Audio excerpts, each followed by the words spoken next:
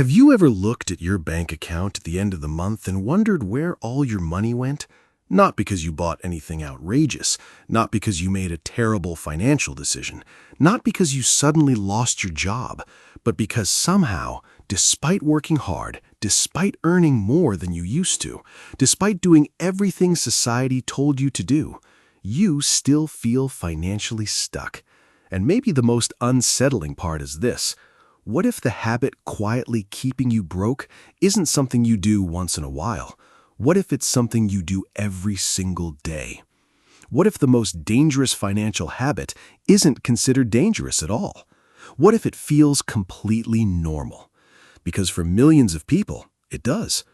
Every morning begins the same way. The alarm rings, you check your phone. You scroll through messages, headlines, social media posts, and videos from people who seem to be living better lives than you. Someone bought a new house. Someone upgraded their car. Someone is vacationing in a country you've never visited. Someone is celebrating a promotion. Someone is posting a life that looks effortless. And without even realizing it, something shifts inside you. Not dramatically, not consciously, just enough. Enough to make your own life feel slightly smaller. Enough to make what you already have feel slightly less impressive. Enough to make contentment quietly disappear. Most people never notice this moment because it doesn't feel dangerous. It feels normal. It feels like modern life. And that's exactly why it's so powerful. The most dangerous financial habit isn't overspending. It isn't credit card debt. It isn't failing to invest. Those are often symptoms. The real habit is comparison, the constant, unconscious habit of measuring your life against someone else's. And what makes comparison so dangerous is that it disguises itself as ambition. It tells you you're simply trying to improve your life. It tells you you're setting higher standards. It tells you you're staying motivated. But underneath all of that is something much deeper, a quiet dissatisfaction that never stops growing. Because comparison changes the way you see reality. Suddenly, your apartment doesn't feel good enough. Your salary doesn't feel good enough. Your clothes don't feel good enough. Your progress doesn't feel good enough. Even when, objectively, your life may be improving. The strange part is that nothing actually changed. Your life stayed the same. Only your perspective changed. And perspective can be expensive. Very expensive. Because once dissatisfaction enters the picture, spending often follows. You start convincing yourself that upgrading is necessary. A newer phone feels justified. A more expensive apartment feels deserved. A luxury purchase feels reasonable. After all, everyone else seems to have one. Slowly, without noticing it, financial decisions stop being about utility.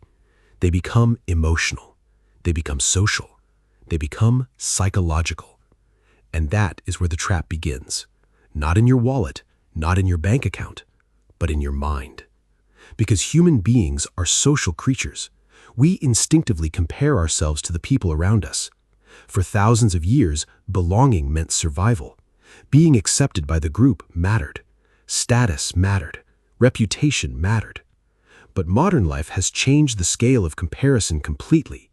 You are no longer comparing yourself to your neighbors. You're comparing yourself to thousands of carefully curated lives every single day. People showing their highlights, their victories, their purchases, their achievements. Rarely their anxiety, rarely their debt, rarely their regrets. And over time, that creates a dangerous illusion. An illusion that everyone is moving faster than you. Everyone is earning more than you. Everyone is somehow figuring life out better than you are. What most people never realize is that comparison creates artificial scarcity. Even when you have enough, it convinces you that you don't. Even when you're progressing, it convinces you that you're behind. Even when you're winning, it convinces you that you're losing. And once that belief takes hold, financial peace becomes incredibly difficult to maintain. Because now your spending isn't driven by need, it's driven by identity. You don't buy the car because you need the car. You buy the car because of what it says about you. You don't move into the bigger apartment because you need the space. You move because staying where you are feels like falling behind. The purchase becomes emotional, and emotional purchases are difficult to satisfy because they were never solving practical problems in the first place. They're solving emotional discomfort. But the strange part is, the relief never lasts. For a few days maybe, a few weeks if you're lucky. Then your mind adjusts, the excitement fades, the new normal arrives, and suddenly you're looking at someone else again. Someone with something bigger, someone earning more, someone traveling farther, someone appearing happier. The cycle begins all over again. What most people call ambition is often anxiety wearing a professional outfit, the fear of being left behind, the fear of not being enough, the fear that if your life doesn't look successful, maybe you aren't successful. Modern culture quietly feeds this fear. Advertising feeds it, social media feeds it, even casual conversations feed it. People compare salaries, homes, cars, vacations, job titles, relationships. And over time, many adults begin living financially reactive lives, not building toward their own definition of success, but chasing someone else's. And that's where the real financial damage begins. Because comparison doesn't just cost money, it costs peace, it costs gratitude, it costs emotional stability. You begin running on a treadmill that never stops moving. You achieve one goal, then immediately create another. You reach one milestone, then instantly feel behind again. Nothing is ever enough. Not because you're ungrateful, not because you're irresponsible, but because comparison continuously changes the finish line. And that's exhausting. Many people today aren't financially stressed because they lack money. They're financially stressed because they lack contentment. Those are very different problems. One is solved with income. The other is solved with awareness. Without noticing it, many people spend years trying to solve emotional dissatisfaction with financial upgrades. But the upgrades never fix the feeling, because the feeling wasn't caused by money. It was caused by comparison. And maybe you've experienced this yourself. You finally buy the thing you wanted. The car, the phone, the watch, the house, the promotion. And for a moment, it feels incredible. Then life continues, bills continue, stress continues. The feeling fades, and you're left wondering why happiness seemed so temporary. The answer is simple. Because happiness was never inside the purchase. The purchase simply distracted you from the discomfort for a while.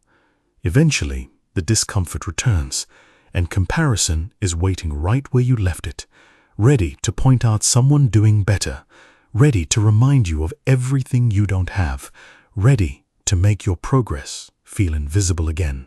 Maybe the most financially successful people aren't the people earning the most money.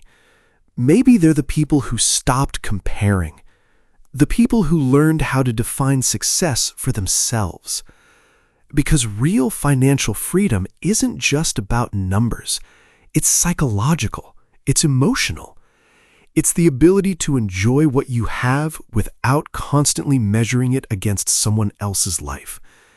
It's the ability to make decisions based on your values rather than social pressure.